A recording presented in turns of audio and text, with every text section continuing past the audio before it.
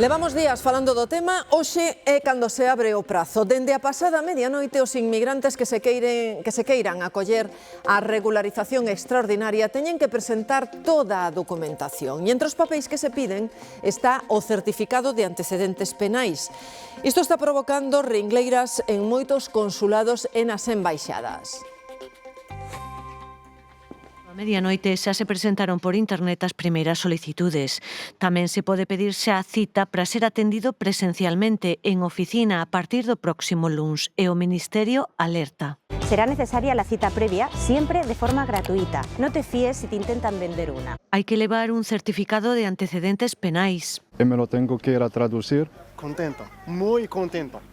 Contento por conseguir o papel no consulado de Marrocos, pero hai quen o ten máis difícil. Algunos países é moi difícil. Hai países africanos, por exemplo, que non teñen oficina diplomática no noso país, ou outros que non dan feito, como o consulado de Colombia en Valencia. Son las 11:30 y ya nos dicen que ya no hay cupos. Pero ese documento é imprescindible. Este procedimiento es para personas en situación irregular, no para delincuentes. O PP non lle abonda cos antecedentes penais e insiste en que os beneficiados deben estar libres tamén de antecedentes policiais. Si un gobierno no sabe distinguir entre antecedentes penales y antecedentes policiales, no debería formar parte una persona, y menos la portavoz de ese gobierno. Respóndelle a aludida. No boicotea al gobierno el Partido Popular, boicotea a los ciudadanos. Porque hoy no hay más gente en los centros de salud ni en el metro. Hoy hay más gente con derechos. Na Moncloa, o presidente reuniuse con entidades que apoian o proceso, mentres varias comunidades gobernadas polo PP anunciaban que o van recorrer ante a xustiza. Estamos pendentes dun encontro histórico, será o que se produza entre Israel e o Líbano. Sería o primeiro en 39 anos. Anunciouno Donald Trump, por iso víamos en imaxe. Confirmouno o goberno de Tel Aviv, pero en Beirut negan ter coñecemento deses contactos. Mentres dura a guerra, seguen os efectos económicos. Bruxelas está ultimando un plan para que poidamos aforrar enerxía. Teñen previsto presentalo aos países a semana próxima, pero xa sabemos algunhas das medidas nas que se traballa. Por exemplo, o teletraballo obrigatorio un día a semana, pechar os edificios públicos algúns dos días laborables. E outra das medidas, reducir o prezo do transporte público precisamente para que a xente deixe o vehículo na súa casa. Foi unha medida eficaz en crises como a da pandemia. Hoxe as empresas están preparadas para afrontar un modelo híbrido de teletraballo. Tens que reorganizar os procesos, tens que ter un sistema para facer máis efectivo o teletraballo. No obstante, nós xa temos implementado ese sistema. A Unión Europea recolle esta medida no borrador para frear os efectos da guerra de Irán que se presentará a próxima semana aos líderes europeos. O goberno rexeita que teña carácter obrigatorio. Esa norma está guiada por el principio de voluntariedad, es decir, que es una herramienta que se pone a disposición de nuestro país. Y no soy partidaria de obligar a nadie a nada. Bruxelas busca reducir os desplazamentos diarios e o aforro de combustible. Bueno, voy a hacer aforro durante un día de enerxía, climatización, todo o que sea os gastos xerais de funcionamento e, sobre todo, nos combustibles para automoción. Abaratar o transporte ou pechar edificios públicos en determinados momentos están entre as medidas que tamén buscan chegar ás familias máis vulnerables con axudas específicas e reducción de impostos. Como medidas puntuais que se estén avaliando que poden contribuir a reducir o shock, de acuerdo, serias e efectivas. Como resposta xeral, claramente insuficiente. Como imposición, dende logo, moi discutible. Alza dos combustibles supera o 50% en 3 semanas, unha escalada que xa se está trasladando ao transporte aéreo. Compañías como Volotea comezaron a cobrar un suplemento en cada billete para compensar a suba. No xuizo a Leire Díez por presións a cargos públicos para influir en investigacións policiais, o exvicepresidente da Junta Andaluza, Gaspar Zarrías, recoñece que lle pagou 16.000 euros á coñecida como fontaneira do PSOE para investigar vínculos do comisario Villarejo coa trama dos ERE. O propio Zarrías foi condenado nese proceso xudicial.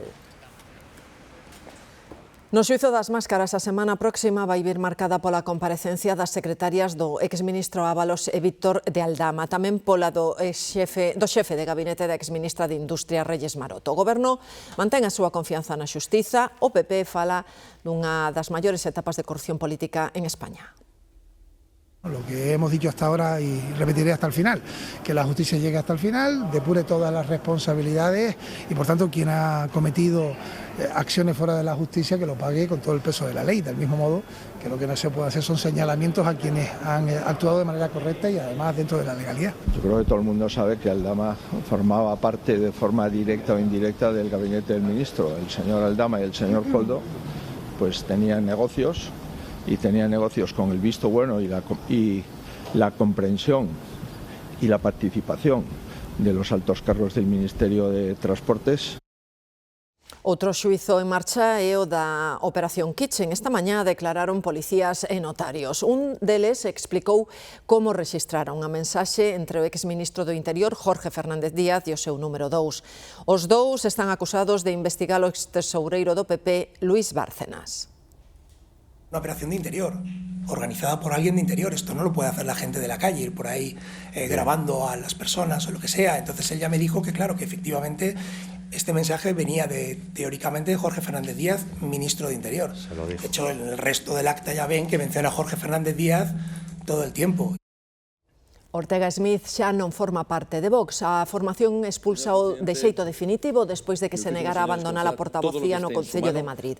Ortega Smith anuncia un recurso xudicial. E Sumar explora posibles coalicións electorais coa vista posta nas eleccións municipais do próximo ano, faino en España, pero tamén en Galicia, onde a formación que fundou Yolanda Díaz enviou xa propostas por escrito a outros partidos de esquerda. Sumar quere establecer canto antes alianzas electorais para a cita municipal do próximo ano. Busca reeditar a fórmula das pasadas xerais do 23 de xullo de 2023. O resultado dese espazo da esquerda foi minguante, pero chegou para que Pedro Sánchez fose investido e formase goberno. Este espacio político, desde luego, ensanche el espacio. Lo que hicimos el 23 de julio no tiene que ser una excepción, tiene que revalidarse. Sumar Galicia enviou xa un convite por escrito a Esquerda Unida, Podemos ou a Nova, non o BNG, que tampouco esperaba unha proposta de Yolanda Díaz. O que fagan outras forzas políticas, eu non teño que entrar a valoralo, as alianzas que queiran tecer, pois son a súa decisión, a súa responsabilidade e nada que decir. O antecedente máis próximo para ese espazo da esquerda foi en 2023, daquela Podemos, indo en solitario, apenas pasou dos 2.000 votos en toda Galicia. O exconselleiro do Mar prepara a súa volta política tras o arquivo definitivo da denuncia por presunta agresión sexual. Alfonso Villares pedirá alta no Partido Popular e exixe unha desculpa da oposición por non respectar a súa presunción de inocencia. Punto e final o vía crucis judicial do exconselleiro de Pesca Alfonso Villares. A investigación está concluída e archivada. A denuncia por agresión sexual queda definitivamente arquivada e Villares prepárase para recuperar a súa vida. O meu desexo é deixar atrás esta etapa dun daño irreparable. Primeiro a persoal e logo a profesional. O a pedir é o meu reingreso como afiliado no Partido Popular. A pregunta aínda sen resposta é se volverá a ocupar un cargo político. O presidente da Xunta deixou a pelota no seu tellado.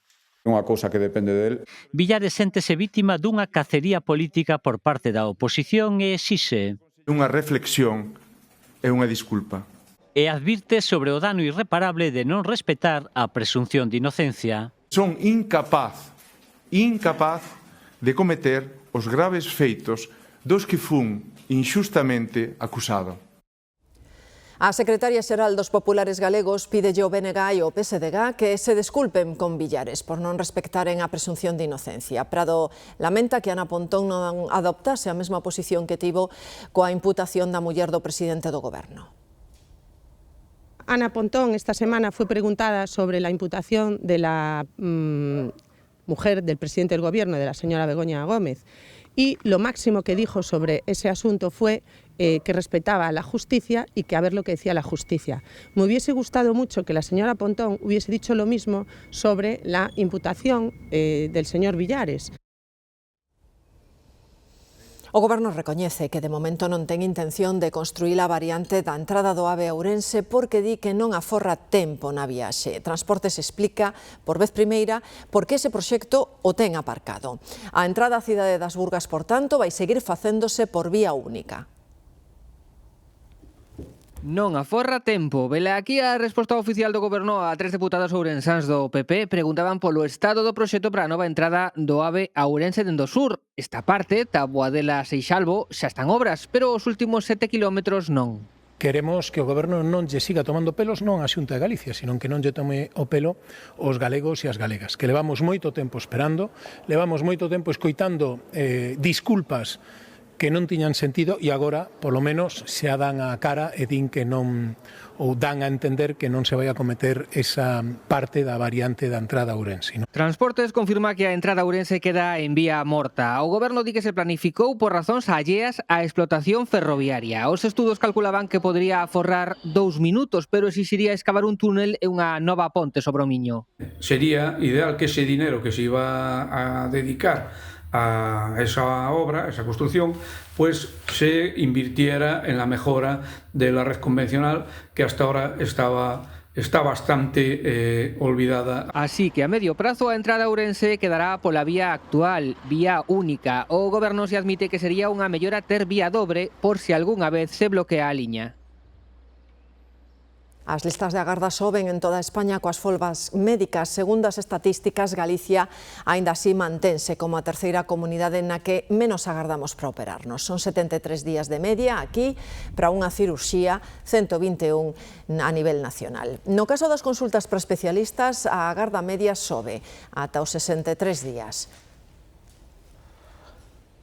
O menor porcentaxe de xente esperando por unha consulta de máis de 6 meses, ¿no? Creo que somos os cartos en relación a mesmas cirurxías, ¿no? Por lo tanto, a valoración é positiva. Estos datos hai que, bueno, asumilos con humildade, ¿no? Sabemos que temos que mellorar esa nosa función, ¿no? As aves de curral deixan de estar confinadas. Como a epidemia de gripe aviaria evoluciona ben, levantáronse as restriccións. Cristina. O confinamento levantouse con carácter xeral o pasado 1 de abril, pero en Galicia seguía habendo 40 concellos con restriccións polo risco de contacto con aves migratorias, sobre todo concellos da costa, pero tamén en zonas de humedais, como esta de Limia, onde había 5 concellos aínda confinados, un deles este de Sandiás, e por fin as galiñas saíron por primeira vez e facíano con auténtica cautela, despois de 5 meses sen pisar a herba. Vou abrir as pitas por primeira vez. En canto tempo? En moitos meses. 5 meses desde o 11 de novembro de 2025, cando entrou en vigor o confinamento para a prevención e control da gripe aviaria. Churri, vamos. Vamos. Non queren salir? Levan tanto tempo pechadas que parece que lles mete medo sair. Non hai maneira.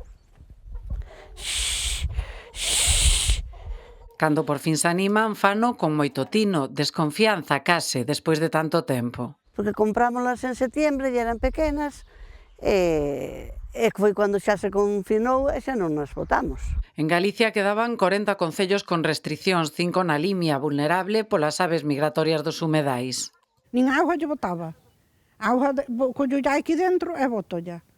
Porque dicían que andaban uns paxaros e que podían traer a peste. Andar fora, din, e lles bo ata pros ovos. Mira, ás veces poñen huevos con pouca casca, e boto e area, e os huevos compóñense. O malo é que agora hai que ter contadelas para que non se boten á horta. Non, bonitas, non. Mira. Neste comedor escolar están cos preparativos para recibir a preto de 300 comensais. Hoxe é un día algo especial, están preparando un menú especialmente saudable. Temos a oportunidade de entrar na cociña.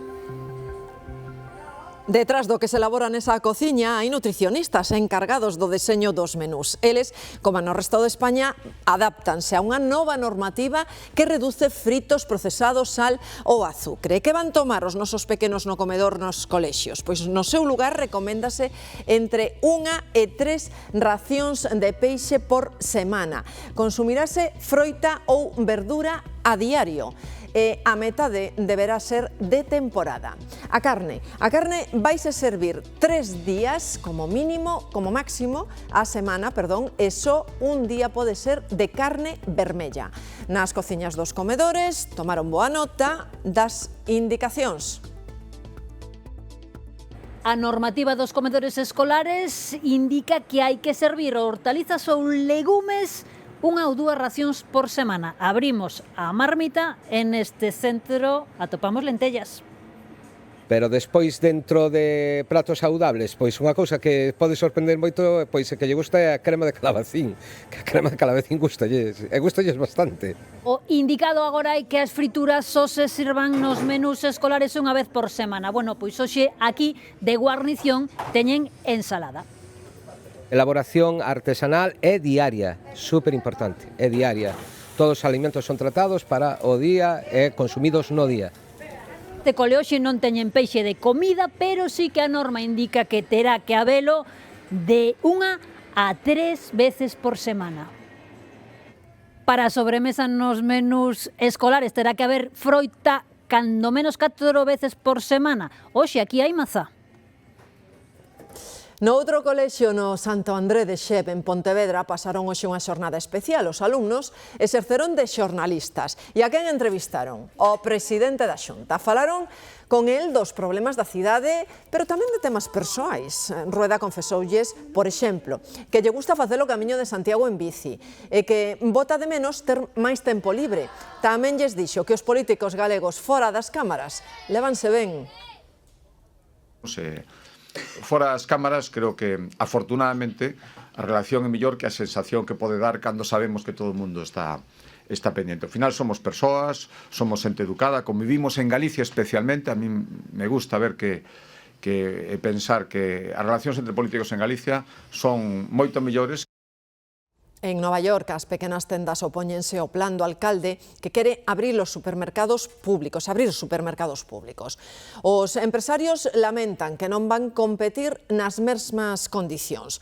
O rexedor Mandani, en cambio, xustifícao porque di que os prezos son demasiado elevados, por exemplo, repara nos dos ovos ou o pan. Argemino. O primeiro de 5 supermercados estatais chamarase La Marqueta e abrirá as portas no barrio de East Harlem, onde 4 de cada 10 persoas reciben axudas sociais. Representantes do sector da alimentación opóñense á iniciativa xa que a consideran competencia desleal. Os prezos da tenda pública estarán subsidiados. A xustificación do alcalde Zoran Mamdani é dobre. Primeiro, as tendas estarán nos chamados desertos de comida, barrios onde non hai supermercados, porque aos empresarios non lles sae rendible. E segundo, os prezos. Nun supermercado como este, unha leituga custa 5 euros e un bote de salsa de tomate 10 euros. Os alimentos encarecéronse máis dun 60% na última década, nunha cidade, Nova York, onde 1 de cada 6 persoas non ten acceso a comida saudable. Falábamosles disto ao inicio deste telexornal Mediodía da regularización de inmigrantes en España. Hai unha novidade, o Tribunal Supremo pide ao Goberno o expediente sobre ese proceso que comeza hoxe. Dalle 20 días para facelo. Foi a organización Hazte Oír quen pediu a suspensión desa medida. A previsión do Goberno é que se acollan á regularización 500.000 de persoas.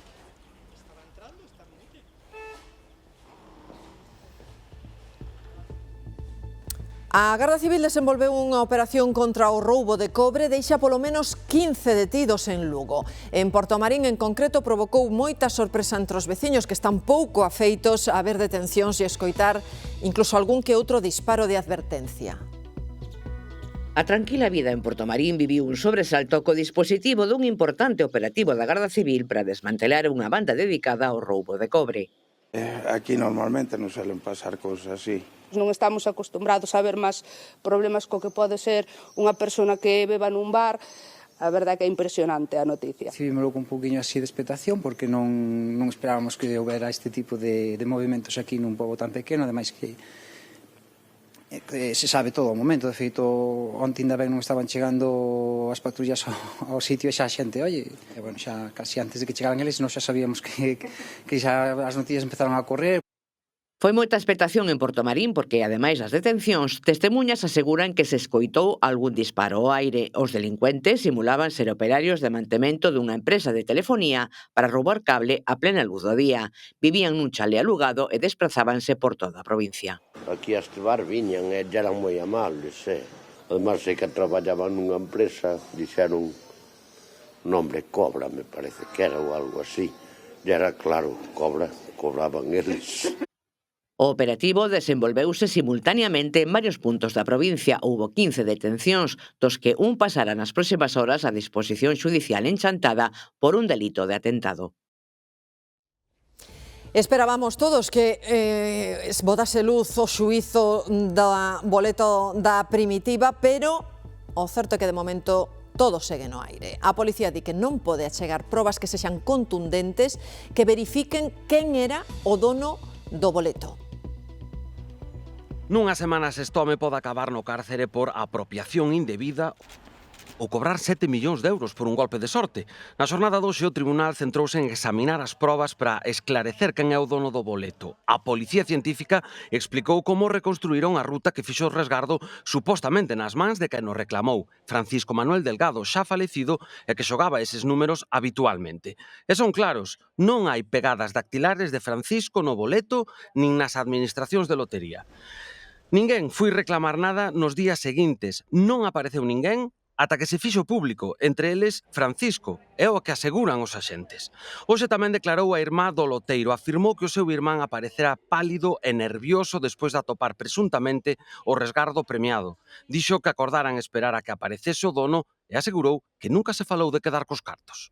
Yo ya lo vi pálido, empecé a pasar los resguardos, ¿cuál fue mi sorpresa? Que uno de ellos tenía un premio. O que se viu hoxe no xuízo non resolve quen é o verdadeiro dono do boleto por falta de probas contundentes, mentres que a defensa do loteiro mantén que foi un achado fortuito. O que está en xogo non é pouco, 4,7 millóns de euros que grazas aos xuros de 14 anos convertéronse en 7 millóns. Non haberá que esperar tanto para sabermos se son pro loteiro, pros herdeiros ou pro Estado. Veremos que nos queda. Hai avances, iso sí, na investigación do crime de Esther López en Traspinedo. Lembrámoslles que se atopou un zulo na casa do principal sospeitoso. A Garda Civil rexistrouno esta mesma mañá buscando restos biolóxicos.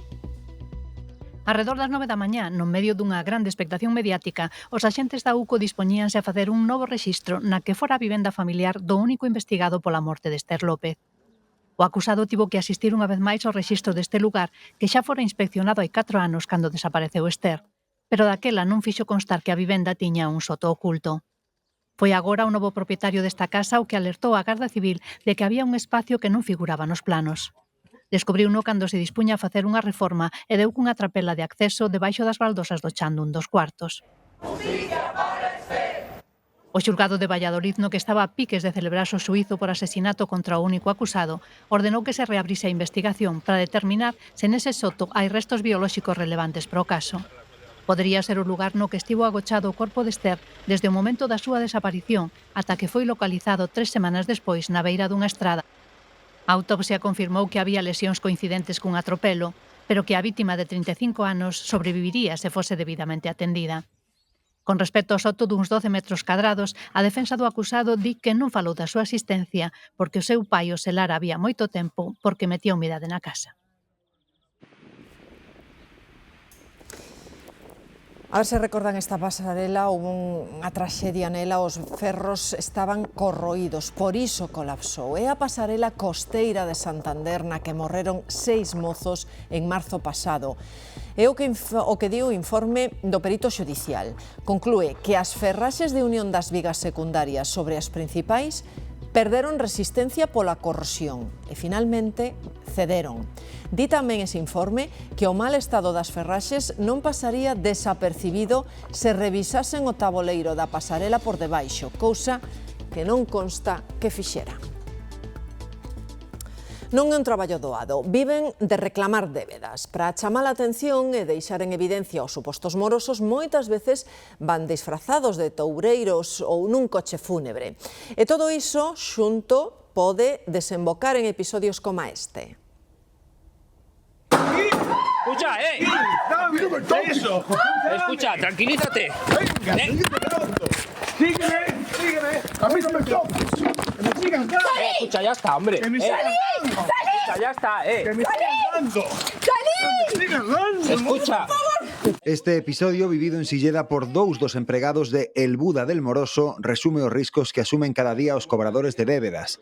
Ángel e un compañeiro que está de baixa por lesións víronse acurralados por unha parella que non pagara unha reforma. Te pos moi chulo, tal, provocando. Empeza a agreder ao meu compañeiro. Aí cando me levanto eu intento separar, porque estaba enriba e eu estaba asfixiando. Claro que sempre hai unha segunda versión. A familia implicada na lea, que non quixo falar á cámara, recoñece a débeda e estar pasando un mal momento, pero din que só reaccionaron con violencia cando un dos cobradores os agrediu a eles.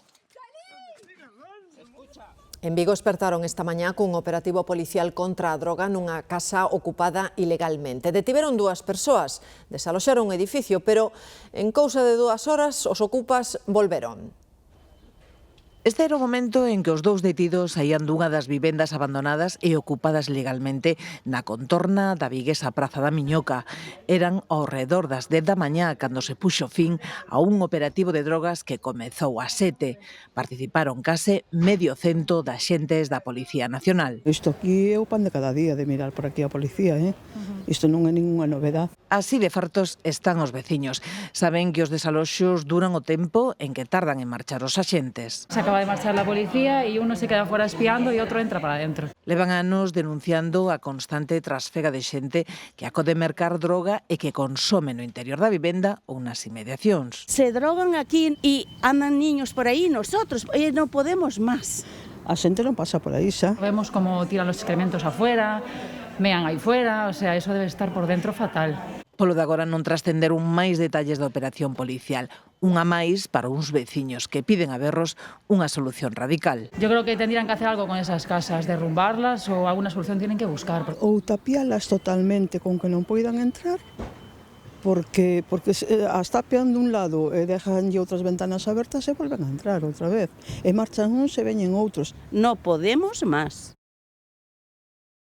Seguimos moi pendentes doutro caso, son as novidades no caso de Enrique, o ancián que morreu atropelado por un veciño en Abadín que escondeu despois o seu cadáver.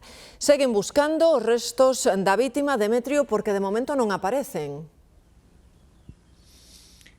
Esta mañá recoñecíanos hai apenas uns minutos, atoparon máis osos. Eso sí, de momento descoñecemos se son osos humanos ou osos de animais. Ahora terán que ser sometidos ás probas pertinentes para saber de onde proveñen uns rexistros que se practicaron ao longo de toda esta mañá coa axuda dese xeorradar que chegaba hoxe contra as 9 da mañá e tamén cos cans que volveron peinar esta zona e que repetirán ao longo das próximas horas. Mentres a familia insiste en dubidar moito da versión que daba esta home que dixo que atropelara ao ancián e que logo se desfixera do cadáver neste piñeiral. Din que é imposible que este aquí, ou por lo menos que ao principio o trouxera aquí, porque eles pasaron por esta zona moitas veces con cans en brigadas, pero en ningún momento atoparon ningún resto. É moi pendente do que pase tamén o próximo luns, porque está chamado a declarar o autor confeso dese atropelo mortal que agora mesmo está na cadea cumprindo pena por outros delitos no que a abogada da familia pide esa prisión provisional, teme que cando quede en liberdade agora poida fuxir do país. E atropelado por un tren de mercadorías morreu un traballador dunha subcontrata do Adif en Cidade Real. O convoi levouno por diante cando traballaba no mantemento das vías. Os bombeiros tiveron que recuperar o corpo que quedou atrapado baixo o tren e houbo que parar o tráfico durante varias horas nesa vía. O falecido tiña 41 anos. Hai algo máis dunha semana, un coche saíu da vía en Carballo sen feridos. Ata aí todo normal, un suceso máis, pero o caso é que o vehículo aínda segue no mesmo lugar do sinistro e invade parte da estrada. Os veciños din que é un auténtico perigo porque impide ver ben para manobrar. É a estrada de P1909 de Carballo a Caión. En Noicela, seguramente cando tentaba coller cara á Laracha, saiu da vía este coche. Ángel vive xusto diante e puido falar co condutor do vehículo. No accidente non lle pasou nada.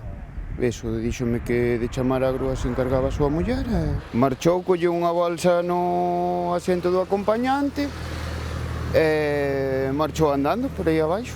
O home marchou andando pola estrada e da grúa nin rastro. Cando cheguei pola noite, segui aí o coche, chamei ao 112 e díxome que xa tiñan constancia. Pero leva unha semana aí e... Os veciños tentaron sinalizar o perigo porque pasaron os días e aquí segue o vehículo. Invade parte da estrada e quita moita visibilidade no cruzamento. O coche metido na carretera, non é que este metido na cuneta, está metido na carretera. Entonces é unha cousa moi peligrosa, claro que sí. Ai, sí, cando fun para lá que virei non se ve do lado de Carballo. E ti ves, e teste que meter todo para aquí para diante porque claro, tápache. Os coches que veñen dali e veñen mangaos, pois tápache. E a ver, non é normal, Bótanse a imaginar que puido pasar para que abandonaran o coche aquí. Iso que este ten que ser un coche roubado, non crees? Alguén que non pagou o seguro é alguén que non quere ser responsable do coche que ten. Especulacións á parte, na policía local consta que o propietario do coche xa foi requirido para retiralo daqui, pero ao tratarse dunha vía interurbana, explican que o expediente é competencia da Garda Civil. E atendan o historial dunha traballadora do fogar na zona do Ribeiro que aproveitaba a confianza dos usuarios para roubarlles. Levou xoias de polo menos 14 casas e o botín supera os 30.000 euros que se calcule. Andrea. Sí, efectivamente, a investigación comezou en xaneiro deste mesmo ano cando unha veciña de Ribadavia denunciaba o roubo de varias xoias na súa vivenda. Logo de comprobar que nin as fiestras nin as portas estaban forzadas, comezaron a sospeitar que estes furtos foran cometidos por alguén con acceso directo a esta vivenda e é aí cando comezaron a investigar esta traballadora do fogar que é veciña daqui do Concello do Carballiño. Logo comprobaron que levaba xa tempo vendendo xoias en locais de compravenda de Ourense e tamén do Carballiño, concretamente entre os anos 2024 e 2025. Agora, a Garda Civil de Ribadavia detivo esta muller como presora autora de 14 furtos de xoias que superan xa os 30.000 euros. E este é o momento en que a policía irrompe nun macrolaboratorio de cocaína en Toledo. Os narcos trouxeran a droga impregnada en varias toneladas de fariña de millo. Tiñan todos os químicos necesarios para extraela, canda varios kilos xa preparados para vender. Hai 13 detidos, entre eles os 3 cociñeiros, podemos dicir, traídos expresamente dende Colombia.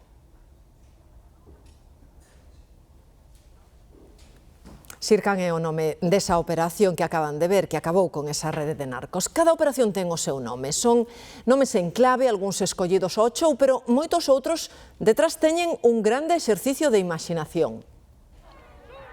Chamaronlle nécora. Nécora é un crustáceo, un marisco moi característico das nosas rías.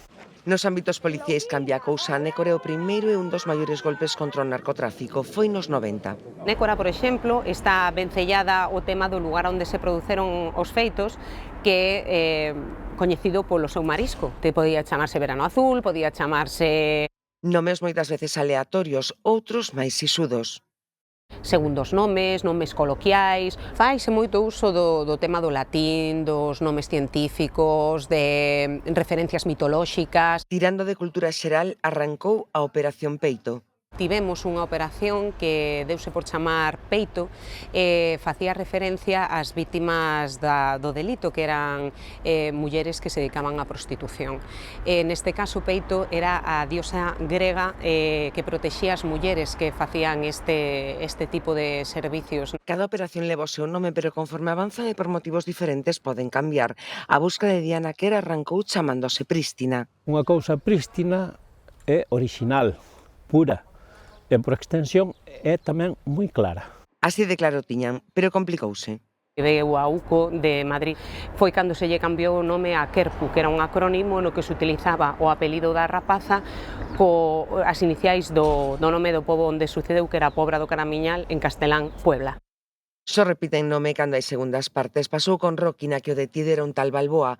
Houbo moitas vítimas e varias operacións Rocky, con máis entregas que a propia película. Unha vez máis, a realidade tamén aquí superou a ficción.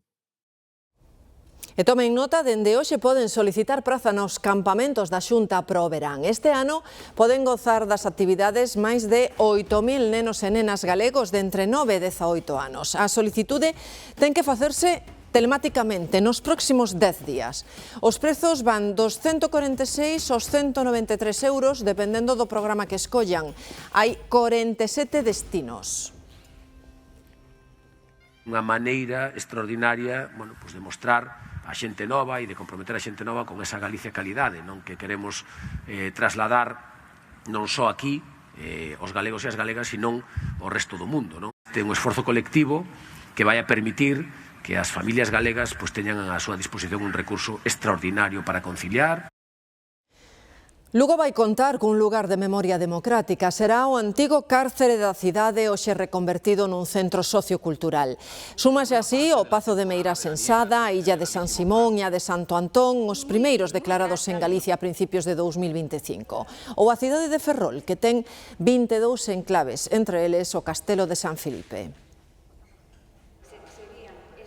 Vai pasar a formar parte dese decálogo estatal en maio.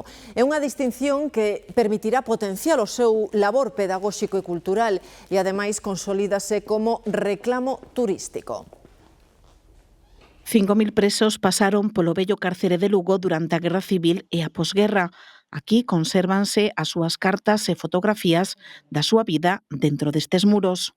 Recuerdos y la memoria de la gente que pasó por aquí es muy conmovedora.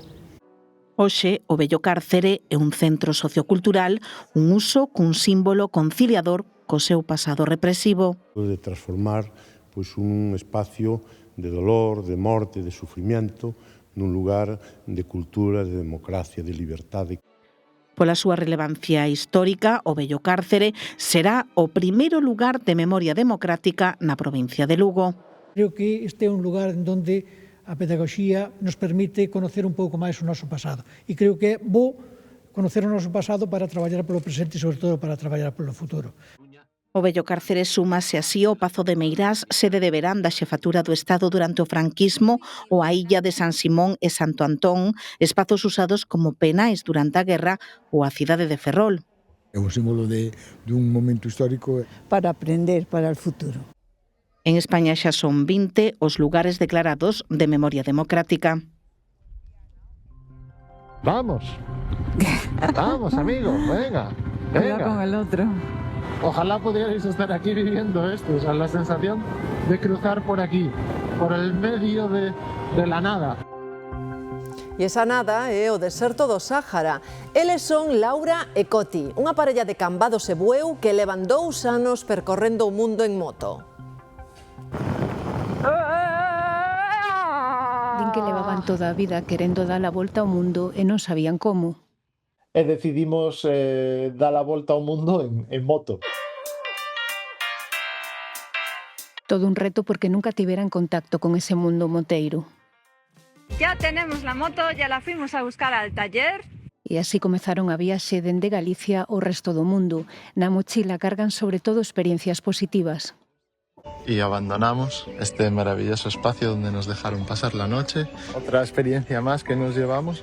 La gente de la casa nos ha ofrecido su propia tienda de campaña que tienen aquí. Dende xaneiro están en África. Ves que la gente aquí vive con mucho menos, pero la gente es muy buena, la gente se preocupa por ti cuando te ve por la calle, te saluda, te pregunta qué tal estás. Dinche que eres benvido, que estás na súa casa e que as cousas aquí son así. E iso compensa os problemas que van atopando polo camiño. Sé que este buen hombre intenta ayudar, pero no me estoy enterando de nada. E así seguen, percorrendo o mundo coas súas cámaras e compartindo cada xornada nas redes sociais. Mirad como es esto, ¿eh? Qué bonito. O columnista Rafa Cabeleira recibe hasta ahora o premio Puro Cora que concede o grupo El Progreso. O xurado recoñece a Cabeleira como voz autorizada para tratar con soltura e habilidade un amplo abano de temas dende o deporte a cuestións da vida cotiá. O premiado comezou a traballar no Diario de Pontevedra e actualmente colabora en varios medios de comunicación. A intelixencia artificial, sabémolo todos, xera novos retos, pero tamén abre a porta a moitos avances. É o que se está analizando nunhas xornadas Arte Ciencia, onde participan as nosas canles de comunicación da CESAGA. Investigadores en humanidades, artes visuais e tecnoloxía afondan en como perderlle o medo a esta nova ferramenta e animan a adoptala con espírito construtivo. A inteligencia artificial pode ter un papel moito máis benigno, moito máis de axuda e de colaboración, e precisamente temos que pensar como facelo. Penso que para iso é imprescindível a colaboración de investigadores de moitas áreas. Falamos nada, uns segundos do tempo, xa se nota, é certo que hai que ir pouco a pouco a presenza do anticiclón, moita nube alta, máis nubes no terzo norte de Galicia, onde na Mariña registrábanse de novo as temperaturas máis elevadas, hoxe, pois vai pro vagón de cola, porque aí as máximas non van subir dos 15 graus, pola contra, en boa parte da comunidade xa se irán achegando polo menos aos 20, e os próximos días seguirán subindo. Fíxense a máxima de Ourense, que pode chegar hoxe aos 23 graus, e como sempre, despois da información deportiva e antes da etapa do Gran Camiño, contamos a previsión, falamos da fin de semana e da pinta que ten a próxima semana tamén. Se creen que o de tratar as mascotas como se fosen persoas está empezando a desmandarse, vexan o que ofrecen nun hotel de luxo de Nova York. Son colares de ouro macizo e diamantes para cans, como o que loce este bulldog francés. Unha firma especializada en xoiería canina ofrécelles aos hóspedes asesorías privadas polo módico prezo de $1.000 que se descontan dos 7.000 que vale cada peza se finalmente a mercan.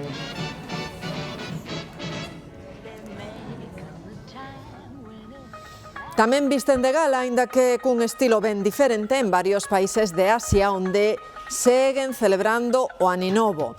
Cando a nos quedan xa tan lonxe as badaladas, en pleno mes de abril cambian de ano en varias rexións da India, de Turquía ou do sueste asiático. Cada un festexa a súa maneira, pero todos coinciden pois no dispendio de cor.